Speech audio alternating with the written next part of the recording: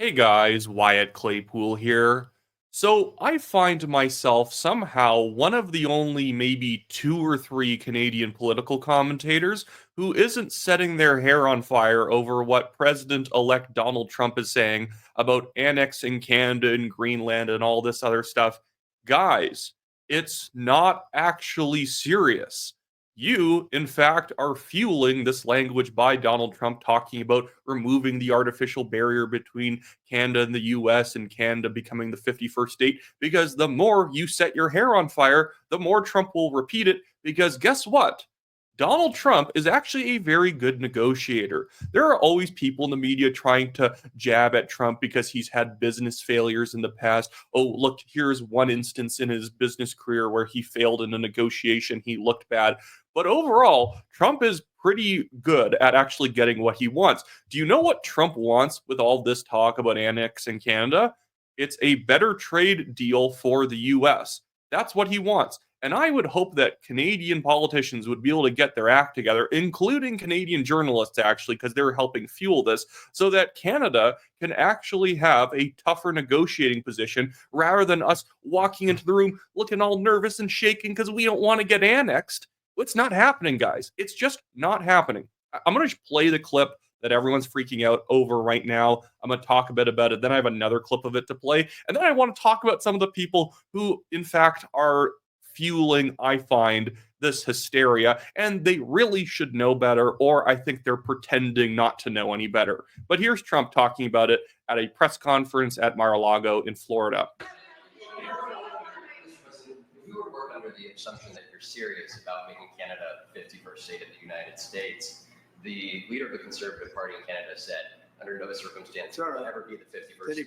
Maybe he won't win, but maybe he will. I don't.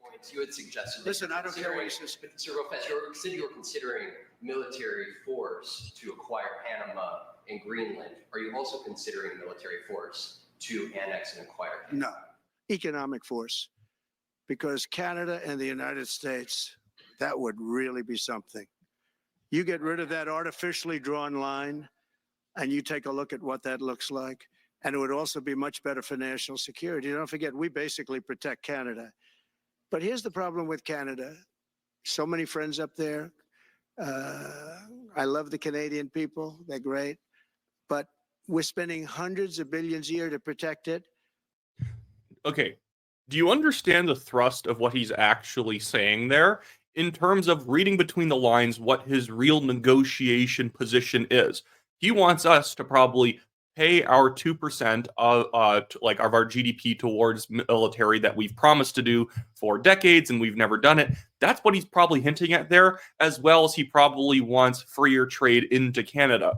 Trump is a protectionist on certain issues, and I oppose protectionism between Canada and the US because it is kind of arbitrary that if lumber moves 5 inches from Canada into the US that was cut like a kilometer away, suddenly there's a tariff on it. And vice versa, if something is cut down in Washington state, moved into British Columbia, now there's a tariff.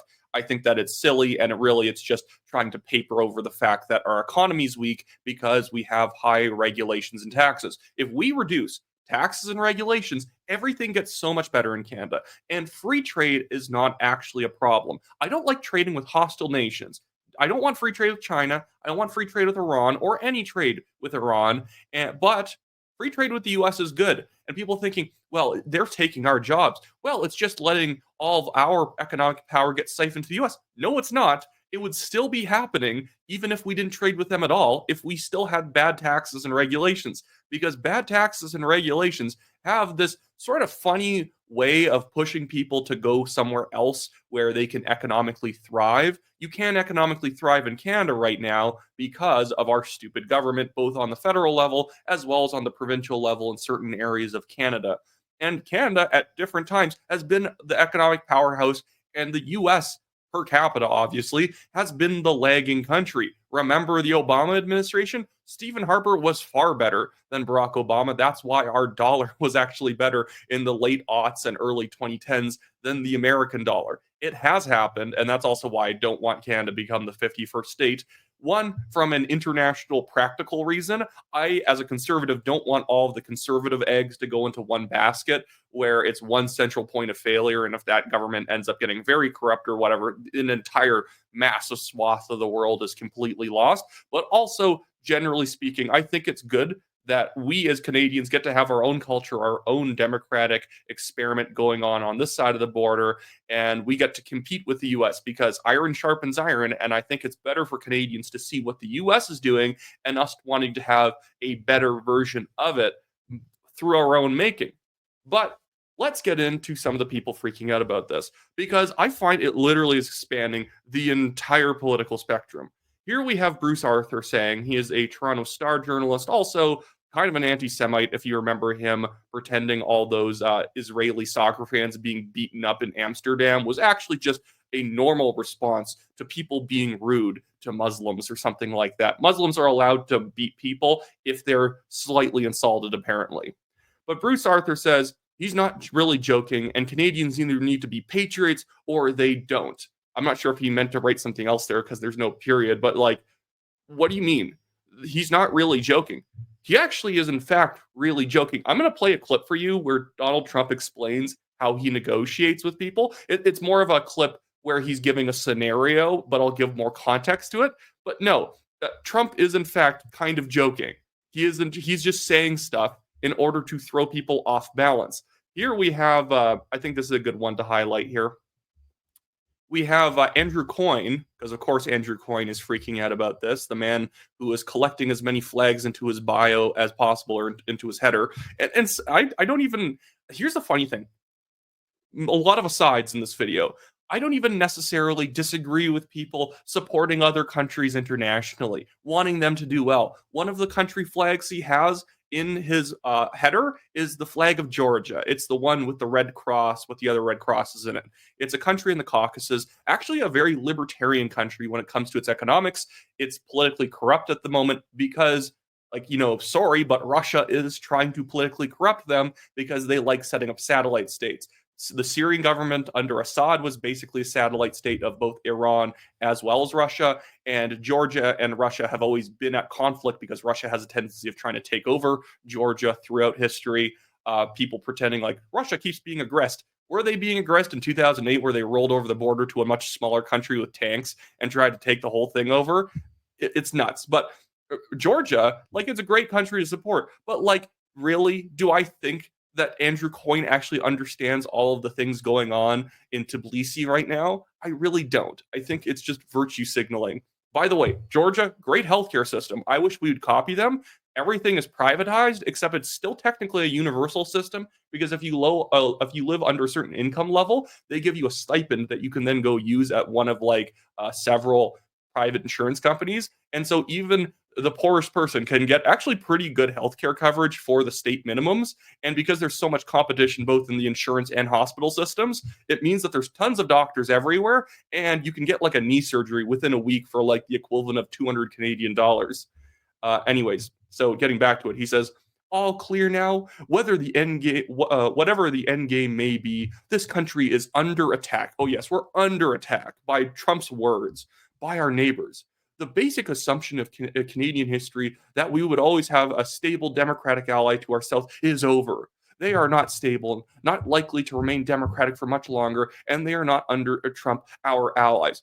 Andrew Coyne is a weasel. If you think that because Trump is making some negotiation jabs at Canada, that they are no longer our allies and that we are under attack, you are not an ally of the US. That's the problem. With all the flags in your bio, you should probably realize that you're not going to like everything one of the country's leaders says. I don't like a bunch of the country leaders in Georgia right now. I don't particularly like a lot of politicians in Ukraine. I don't like some of the people who are in government in Israel. But that doesn't mean they're not allies, because guess what? You don't even like your own domestic politicians.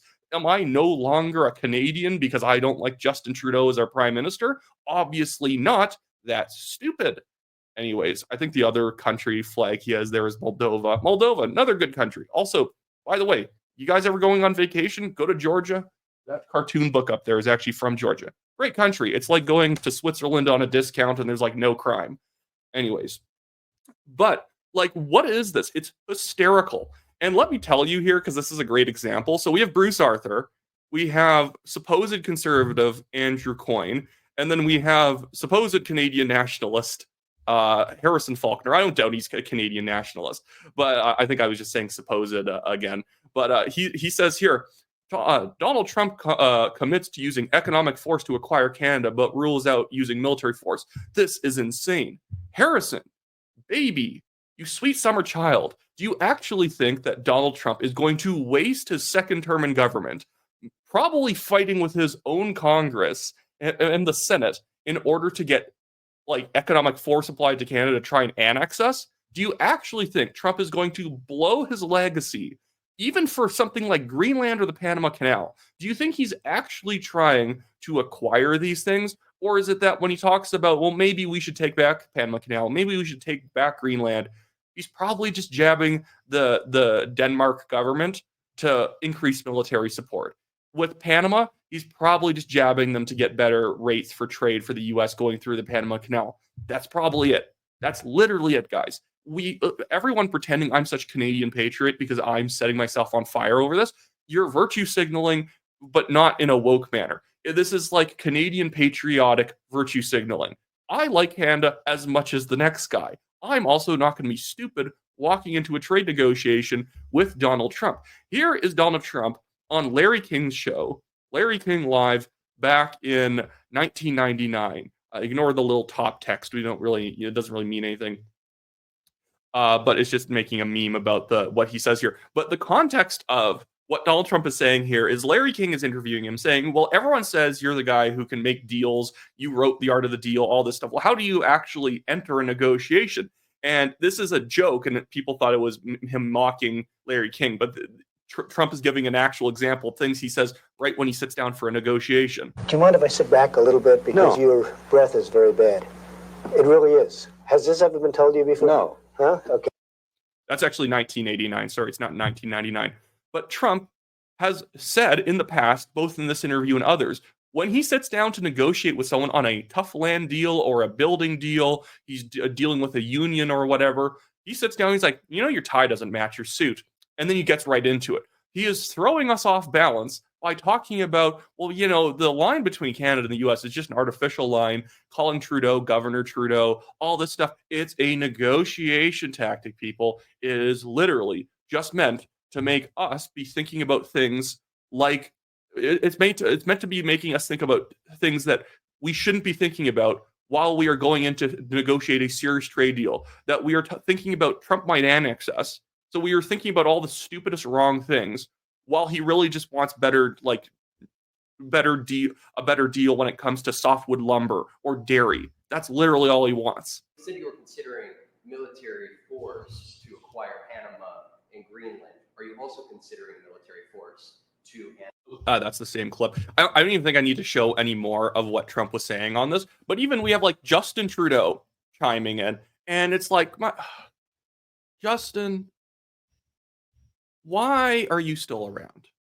I know he's only intending to resign, but you think this would be the one thing where he would just be quiet. He said, there isn't a snowball's chance in hell that Canada would become part of the United States. Workers and communities in both our countries benefit from each other's biggest trade and security partner. Well, then spend more on military, man. You've had how many years in office? Almost 10 whole years in office. How does our military suck even more than when you first got in? That is the issue that Trump has a problem with. We are actually very trade protectionistic. And also, again, Canada is only actually economically benefiting right now. Our GDP is only increasing. One, because of mass immigration. Trudeau just importing like 1 million people a year, which obviously will in some way raise productivity. Our per capita productivity is down, which is why our also per capita incomes are down. But our overall GDP is up because, one, the mass immigration, and then two, because our economy legitimately sucks so bad right now that our dollar is worth so little compared to the US dollar that people will instead manufacture in Hamilton or Windsor because, well, the American dollar is like, I think it's like 1.44 Canadian dollars. So why not manufacture in Canada? The tax and regulations are still terrible in Canada, but we make up for it by our dollar being very weak. we're like becoming the China of North America alongside Mexico, where there's not really that many benefits to doing things in our country, but the economy sucks so much in terms of the dollar that, it's easier to pay people in Canada to do work than it is in the US. That's literally the only way we're being held up right now. So I don't even know how to end this off. I don't like dumb clickbait. I don't like people pretending things are happening that are not happening. Trump is trying to get the border secured on the southern border. That's like his main thing. He wants to make the Trump tax cuts from 2017 permanent. Do you think he is going to waste political capital? Because as popular as Donald Trump is at this moment in the US, more popular than he was going into his first term, is he going to waste any of that political capital? Because it's always limited. No matter who you are, you always have only limited political capital. You think he's going to waste that trying to acquire Canada, which, if it's a state, would immediately become a democratic state? We are still less conservative than the US is. We don't exactly have Wyoming's or Alabama's or, places like Utah in Canada. Alberta's pretty conservative. Maybe Alberta as its own state would be a Republican state, but we'd probably be like a soft Republican state. We'd be like I'm trying to find an example here. Like we'd be like a Michigan in the sense that Michigan often the House, like the state House and Senate are Republican, but the senator for overall might be a Democrat, might be a Republican. It goes back and forth. The Republicans won't want that. The Republicans will be the people who would stop Trump from doing this. They don't want these things. Do you think that the Trump actually wants Greenland?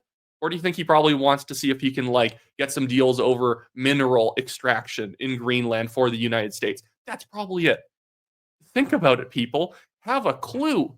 Have literally any clue what you're talking about before chiming in on Trump's trying to annex us. No, he's not. My goodness. You only have to. I like Canada. I don't want to become the 51st state. I was mocking people who wanted to become the 51st state. One, because it would hurt America for Canada to join, because we are just culturally and politically out of sync with them. And then two, it's like, guys, how about we solve our own problems here rather than immediately giving up and saying, well, we better just basically sell ourselves off. But I'm this person, and I'm saying, guys, stop freaking out. Trump is using a negotiation tactic, and you are falling for it so hard. Anyways, that's it for this video, guys. Subscribe to the video, like this video, comment on it. I don't even know what you would comment on. Do you think that we're going to get annexed? The answer is no. The correct answer is no.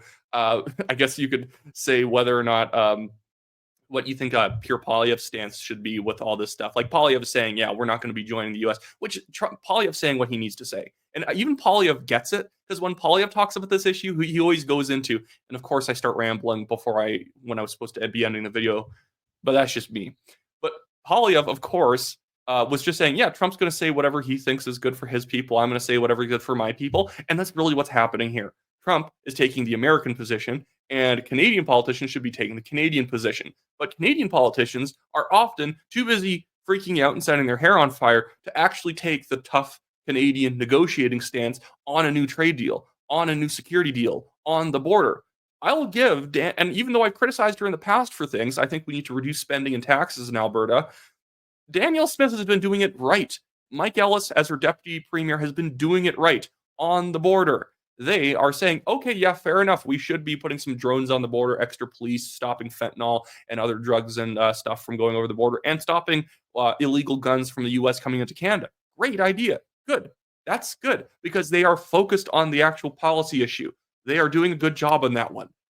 David Eby in BC, the BC NDP premier, easily the worst stance on the border issue so far. He's like, well, actually, we should be trying to we should be getting ready to economically fight the U.S. if they're going to put 25% tariffs on it. I'm like, David, part of this family of provinces and territories, you're the screw up here. You're the one who is helping get fentanyl into the U.S. because you have made it easy to transport fentanyl. You have hydromorphone pills everywhere provided by the government, and those are going to the U.S. And Trump has a problem with it. And you're going to be the one coming into the negotiating table of all the other Canadian provinces, figuring out what we should do, banging your hand on the table and being like, we should fight. You're the problem, dude. How about you sort your garbage out, and then we might not have to have a problem with the U.S. at all. You're literally the problem child here. Anyways, so that's actually truly the end of the video. See you guys later.